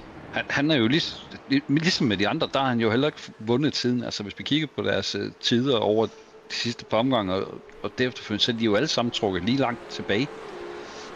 Vi prøver at sætte den. Så spørgsmålet... Vi lige prøve at tage den over det sidste 8 omgange, hvis det kan være. De må stadigvæk, altså det kan næsten ikke passe andet, at Malte og Mikkel, de ikke har mere fuel i tanken end Linus, fordi altså, de har trods alt lagt i slipstream. Og det må altså give noget. Og så når de skal ind og tank, det er jo, hvis det bare er et par liter, de skal have. Jamen, hvornår kommer slipstream i spil? Er det inden for et sekund eller et halvt sekund? Eller hvordan er det i iRacing? Jeg mener faktisk, det er halvanden sekund, for ikke skal være løgn. At den går helt op til. Nej, det var det engang. Nå, okay. Altså i GTP'en, der skal vi et halvt sekund på hinanden jo, inden han begynder at tage fat. Ja. Sekund, der er der i hvert fald. Der har du slipstream. Okay. Så kan det godt være, at jeg sparer en del.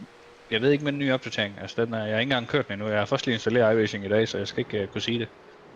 Nej, jeg fik også lige en opdatering ind ad døren. Nå, skal vi lige se om Linus han sidder snart smidt tøj. Det har han ikke endnu. Det kan din stream heller ikke kapere. Det får hans tæsk, hans stakkels Fanatec base der.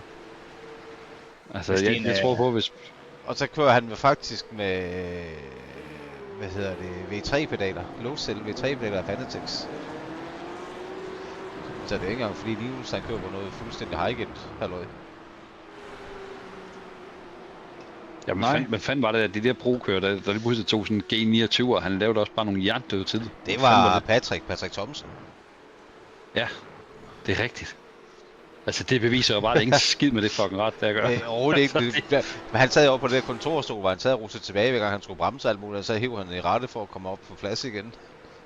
Det var fuldstændig vildt. Det er sjovt, jeg kender en, der laver det samme nummer jo. Altså Markus, som skal til at kommentere på digitesten, han er også siddet på sådan en kontorstol jo. Og det er sjovt, han har også først lige fået sådan en rigtig rig, så han satte jo også op ad væggen, og sådan er det, fordi så bør han ikke skubbe baglæns. Ja, det er selvfølgelig rigtig look, men har det virkelig så meget at sige, for der var så meget vind, var der altså heller ikke. 5-6 km i timen. Ja, spørgsmålet er, hvad var i vind og vinden også? Fordi har de medvind, eller har de modvind på langsiden? Det har jo også stor indflydelse. Ja, det lover jeg, det har jeg på den der stream til næste gang. Sådan en vindindikator. Jamen, der står 80 grader, så men det er i forhold til bilen, nu står der under, det sejler jo rundt. Man. Ja, det er derfor, det er bedre, at vi får sådan en vindindikator på, i stedet for. Det er rigtigt det der, Lindgaard, at du siger, at vi har en Academy Forest. Linus, han er altså godt han kører godt. Lagt sig i spidsen. Han har bare... Og... Nu er jeg faktisk... Men altså... Nu er jeg egentlig... Nu er jeg nødt til at være nysgerrig. Fordi nu vil jeg gerne... De andre fuel var jo helt hjernedødt. Det er et sekund nu. Og hvad sluttede Linus sidst? Han sluttede P4 i første hit. Ja, han ligger godt. Det giver jo godt til...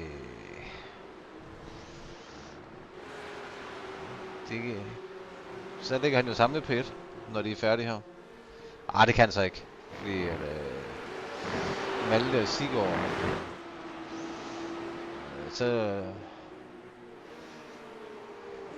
Så ligger han P3 samlet, må han nok være. Eller efter... Vi har haft en kørefejl, eller hvad har vi fra Malte og Mikkel siden? De søger så meget bagud, eller er det bare... De fuel-saver pålæg. De fuel-saver helt hjernedødt lige nu. Jeg tror lige, vi prøver at hoppe lidt på siden. Ja. Og jeg tror også, at lige nu der tænker jeg bare, at hvad hedder han? Altså Linus' sidste omgang havde jo 1.49.8. Men jeg tror, at Sigurd han ligger bare lige og trækker Malte lidt nu. Så han lige kan bare stikke en tæsk her på sidste omgang. Så nu får han nok lov til at komme forbi der. Ej, det gik der helt. Nej. Så når han ikke har hentet noget. Ja. Det er Det kan slingshot, jo faktisk skulle de have. være, det kan faktisk være Linus' fordel lige nu. Det tror jeg også, at det bliver.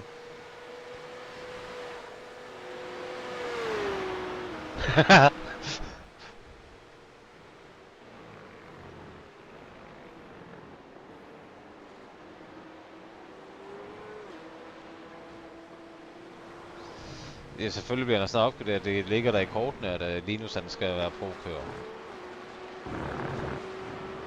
Han beviser det i hvert fald ret godt her, at han har i hvert fald noget talent. Jeg er spændt på med det fuel saving der, hvor meget det kommer til at gå ud over ham. Det må man Så har sige. vi Petit med sort flag, kan det passe? Ja.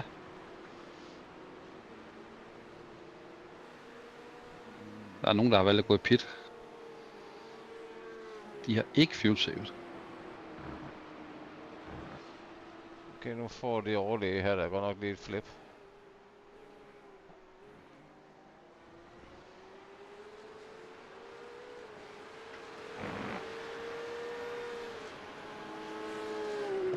Spørgsmålet er Mikkel, han bare går til den nu. Eller om han er nødt til at fuel save resten af tiden. Mallis bil hoster. Gør den Men det? det kan han jo ikke, altså tiden Nej, er stort han- set gået. Han gør ikke hen 3 sekunder, det er jo umuligt. De bliver sjovt, halter den selvom, bare endnu jo. Ja, men jeg tror, Malte er ved at tør. Ja, det er han, og det er Sigurd også. Ja, han var du tør der, Sigurd. Han er også en tør. Og hvad med Linus? Han kommer over. Han kommer det med mål. Hold kæft, Ej, hvor sindssygt. det er fandme godt kørt, det der. Ja, det er fandme flot. Hvad fanden har han gjort anderledes i forhold til de gutter der? Han har bare bremset det rigtige sted. For Han har coastet satan. meget med ham. Det må man sige. Kørt, mand. Men, Sådan. jeg tænker, de kommer ind og får en sludder med, så kan skal vi da høre noget slag, hvad fanden han lige fik lavet der. Det var vildt. Jeg synes, det er fedt, at han kan lige gå og sige til brugerne, om det er sådan, I skal gøre, dreng. Ja, lige nøjagtigt. Ej, det var godt skuldret. Det må man skulle sige. Ja, det var sgu godt kørt af Linus, både at holde den også med de gutter bagved, altså det er sat med vildt. Men det er ærgerligt, der er fandme mange, der lå tør, hva'? Det er jo sindssygt. Nu se Mikkel Sigurd, de rasler jo bare ned, mand. For at se Sigurd, han henter på en P10 nu. Jamen, han er... Ej, det er jo helt en katastrofe, det der, mand. Det er fandme... Ja. Det er sgu synd. Ej, det er jo vildt. Jamen altså, man kan jo ikke kalde det synd, altså det er jo været ens for alle, og... Ja, og der det var er jo- nogen, og nogen har bare... Der er bare nogen, der har mere talent end andre, og det er jo så åbenbart Academy-kørende frem for Kim pro-kørende. Clausen har været i pit, ikke? Og Markus har været i pit. Hvem mere? Niklas Lund har været i pit, og så er det jo det. Ja. Det er vildt. Hvem er lige en, der ligger og hoster, og så er det Martin Buch her, der lige prøver på at hoste den over. Han også nogle tør. Ej, vi holder her. Og det bitter, det der. Ej, Og var lige foran stregen. nej, den når han der lige for trillet over. Gør han ikke det? Ja, det er sikkert. Nej, der er langt deroppe, Nej, er der ikke det? der er fandme langt. Hold kæft, hvor er det surt, det der. Ud af skub, makker. Ud af skub. Ja, post.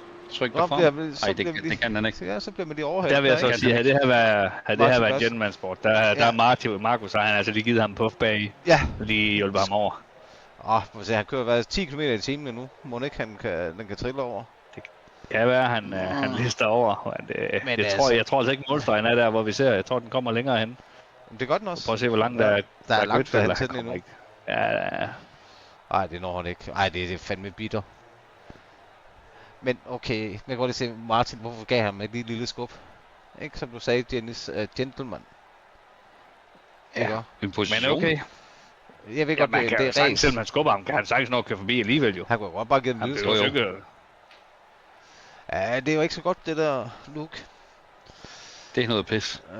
Ja, men det er jo også lidt... Ja. Det... Altså, man kan det bare må håbe sige. på, at grid, den går nedad, rent stylmæssigt, ikke? Jo, Det er sjovt, det er ikke første gang, vi ser det her med de her brændstofproblemer her i de her ligaløb, at der altid lige er lidt nok. Jamen, så må man jo sørge for at holde op og træne op til Stopper det. Ikke også? Ja, så er det sket. Altså, man kan sige her, det er jo ikke meget Martin, han mangler. Altså, det havde været 2 sving med lidt løft på, så havde den været der. Ja. Nå, hvad siger resultatet så? Det blev jo sagt med vendt op og ned, jo. Ja, det bliver vendt meget op og ned. Ikke se, Mikkel er slutter P12 nu. Linus og Han Malte. vil godt køre Linus. Og så kommer Mathias Mortensen op på den 5. plads. Det er jo 5 år godt kørt af ham egentlig. Det må man sige.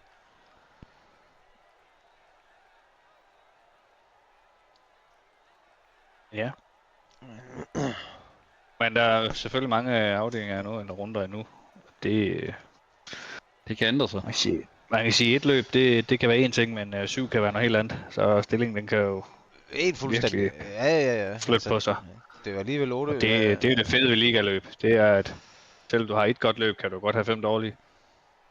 Man kan så sige, mange af dem, der bliver der nok et dropløb, fordi at...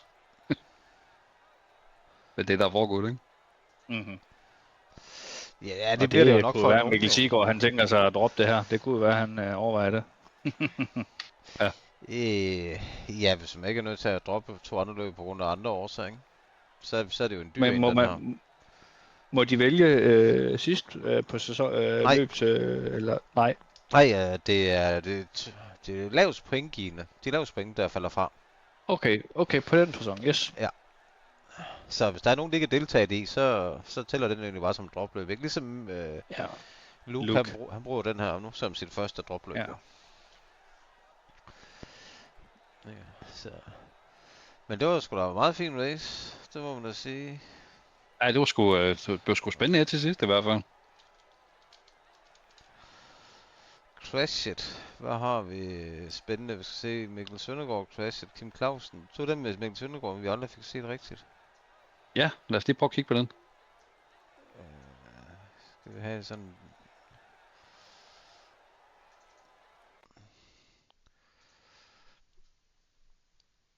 skal vi ikke lige fjerne det der gridværk der? Det kunne da være en god idé. Det er ikke den dummeste idé, du har fået indtil videre i hvert fald. Det er jo Sigurd, det er Søndergaard, vi snakker om, Bjørn. Jamen, den kommer. Hvorfor fanden står den på den? Det er fordi, du har trykket på det jo. Nej, kom det der.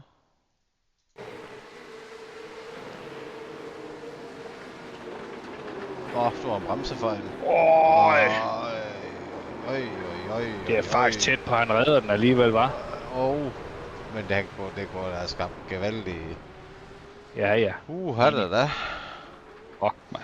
De kok. Satan, man. Hvad var så med Niklas Lund? Han havde 2 lige oven i hinanden. Først så havde han 1, og så havde han 1 3 sekunder efter.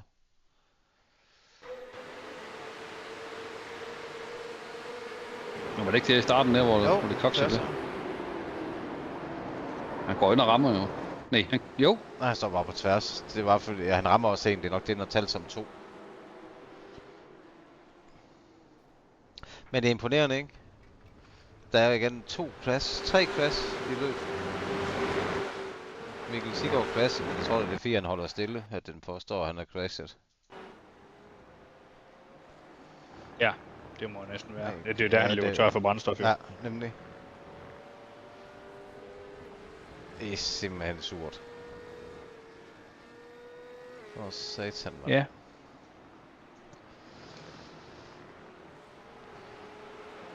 Så, men det er okay race ellers. Det er ganske fornuftig race. Okay, det er mærkeligt. Det må man skulle sige. Så det. Nå, det lader ikke til, at der er nogen af de der bøvehoveder, der kommer ind og sidder og slåder. Så lad os jump den. Fred være med det. Så lukker vi sgu ned for streamen her, stille og roligt. Og så er der jo løb igen om 14 dage. Det er ikke rigtig fancy. Det kan jeg låne. Det er det. Samtidig samme sted. Ikke også, Dennis? Jeg skal se, om jeg kan gøre alt for at være her. Det er ikke du skal godt bare nok. sætte dig på den Det er røde. ikke godt nok. Det er ikke svært at sætte dig ned. Altså, du må ud og finde nogle katte, og så sende mig på katteaflivning. Det er ikke så slemt, når det er en mandag, Nej, det der er har jeg også oftest mandag. fri, hvis det er, så. Ja, men det er mandag. Det er jo mandag, det næste 8 mandag. Nu er kun 7 mandag tilbage, ikke? Jo. Så Jamen, det må vi så se. er der jo kun tilbage at sige god weekend jo. Det er der bare. Og god uge til, og held og lykke med en ny iRacing-sæson i morgen til dem, der kører iRacing. Lodtrækning. Hvad er det for noget lodtrækning, de det er kører? rigtigt, Luke. Jamen det er fordi, de har så lodtrækning, og der skal man være inde på deres Discord. Nå, De har nogle lodtrækninger og nogle iRacing dollar og noget andet. Det har de altid lige efter løbet.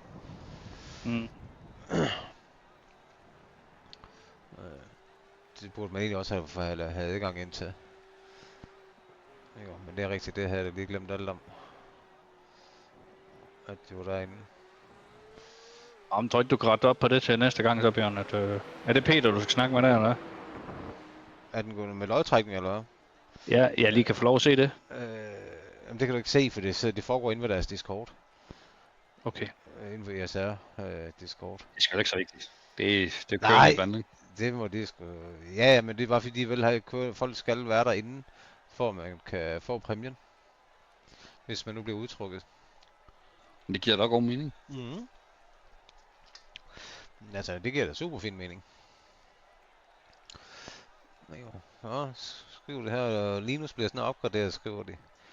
Ja. Det er han vist også fortjent. Han kørte godt i dag. Det gjorde han sgu. Det må man sgu se, det kan man ikke rigtig tage frem. Vel, så det. Ej, det var... Ja, Det var godt nok topklasse kørsel. det må man sige. Ved du hvad, vi må tage noget sludder med de der gutter der inden starten næste uge eller et eller andet. Det. Rigtig Jamen, godt. Så tak. god tak. aften herfra, og Ja, rigtig tak for god nu. aften. Og når Fonse han er smuttet, så kan han ikke være her med.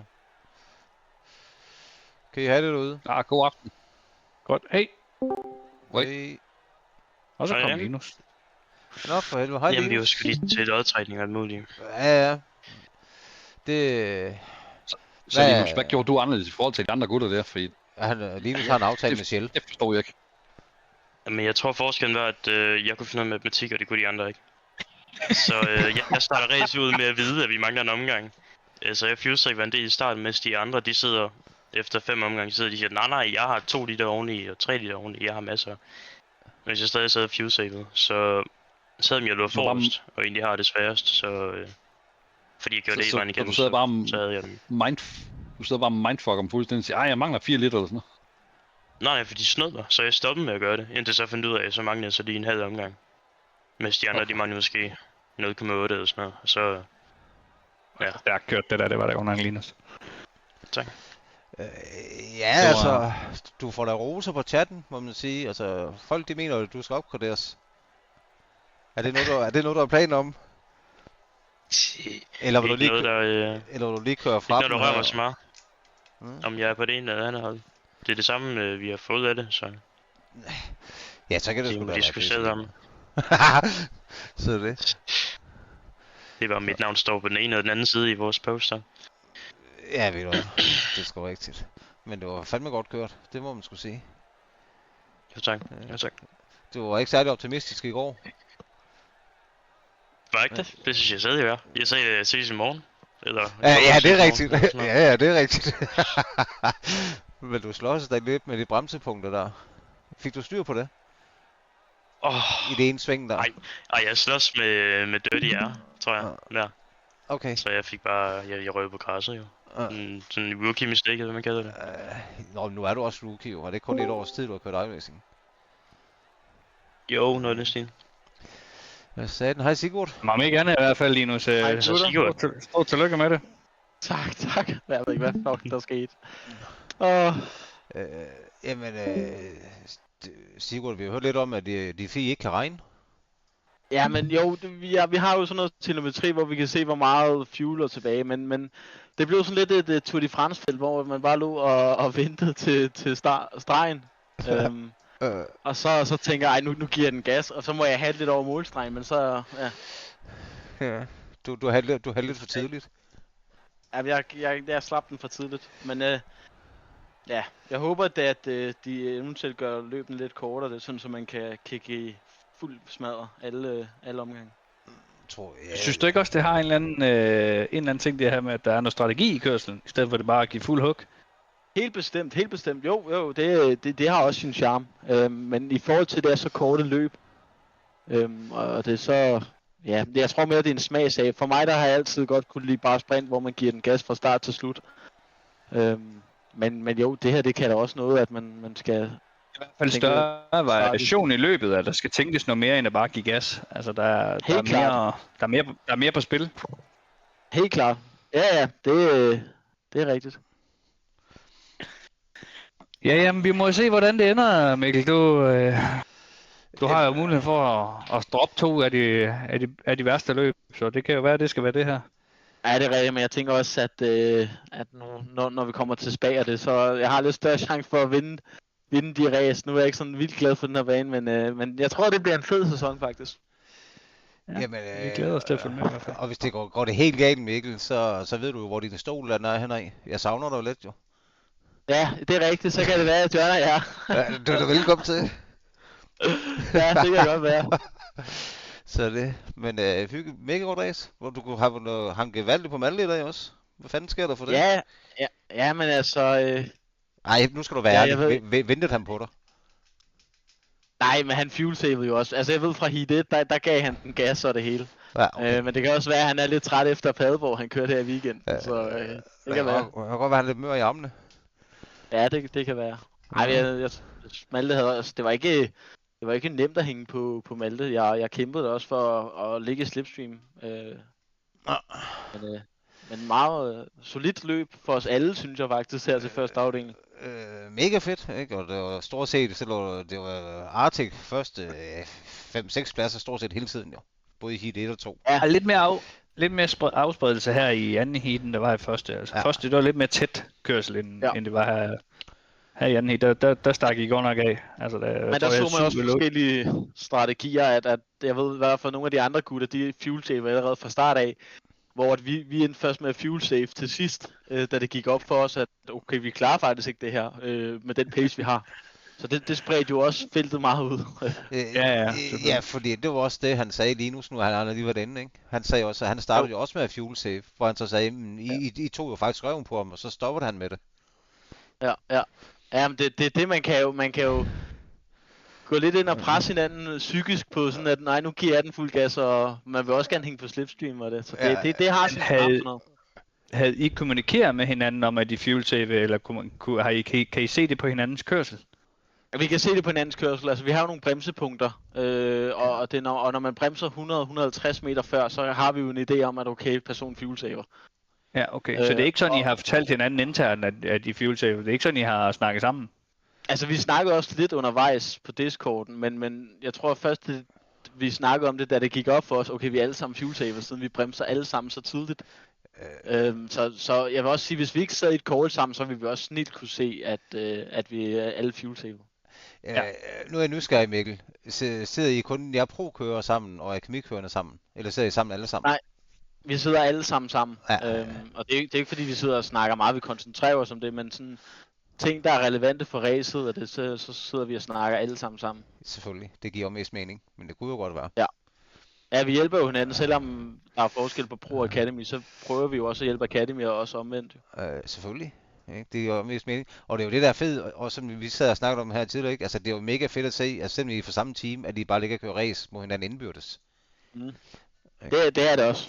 Ikke? Og det er jo mega fedt. Ja, meget. Men tillykke med Heat 1, må man sige, i den anden plads. Jeg kan godt se, Heat 2, den glemmer vi bare, eller hvad? Ja, den er fuldstændig lige meget. Og jeg tænker også til de næste afdelinger, når vi får... Der er jo nogle kører, der ikke har deltaget i dag, sådan noget som Victor og Niklas og Luke og det. Så jeg tænker ikke, at... det var bare en lille smagsprøve, hvad der kommer i sæsonen. Det bliver fedt. Man kan godt se, hvem... Det glæder mig godt nok også til at se en hård race. Ja, vi kører hårdt, men fair, ikke? Ja, men det er faktisk... det må man sige. Men det har været fedt at respekt for hinanden. Ja, det skal det også være. Især når det er sådan noget her.